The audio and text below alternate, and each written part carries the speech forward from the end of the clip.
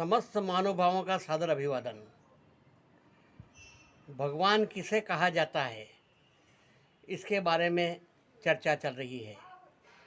हमने बताया था कल कि भूमि तत्व पर पूरा अधिकार होने के कारण राम को भगवान माना जाता है। भगवान शब्द का अर्थ यह है, भ से भूमि, ग से गगन, वा से वायु, आ से आग और न से नीर, यानी आकाश, पृथ्वी, जल, वायु और अग्नि। इन पांचों महाभूत पर जिनका समान रूप से अधिकार हो, जो उसके वश और नियंत्रण में हो, उसे भगवान कहा जाता है। तो आज हम गगन तत्व के बारे में बात करेंगे। गगन मतलब आकाश। मैं बोल रहा हूँ और आप सुन रहे हैं, यह है आकाश तत्व। आकाशवाणी शब्द भी इसी से बना है। संचार क्रांति का इतिहास 100 वर्ष से ज़्यादा पुराना नहीं है।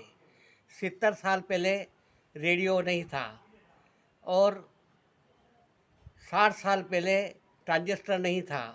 50 साल पहले टेलीविज़न नहीं था। 25 साल पहले मोबाइल नहीं था और 15 साल पहले एंड्रॉयड फ़ोन नहीं था। परंतु आज हम यहाँ बात करते हैं और कहीं पर भी उसको सुन लेते हैं, और कहीं पर भी बात हो रही होती तो हम यहाँ सुन लेते हैं। यह है आकाश तत्व।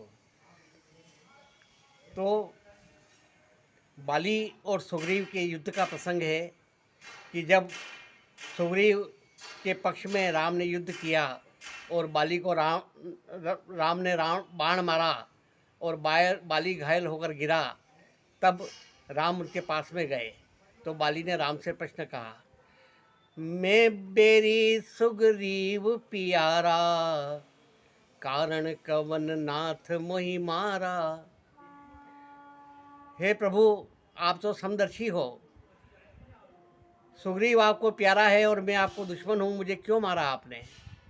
तब राम ने उसे जवाब दिया कि अनुज बधु भगनी सुत नारी, सुन 60 कन्या सम ये चारी, इन्हीं कुदृष्टि बिलो कहीं सोई, ताही बधे कछु पापन होई। यानी भाई की पत्नी, अपने पुत्र की पत्नी, अपनी बहन और अपनी पुत्री, इस पर जो गलत नज़र रखता है, खराब दृष्टि से देखता है, उसको मारने में कोई पाप नहीं है। मूढ़ तो ही अतिशय अभिमाना, नारी सिखावन कर सिन काना, मम भुज बल आश्रित ते ही जानी, मारा चहसी अधम अभिमानी। हे मूर्ख, तुझे बहुत अभिमान है।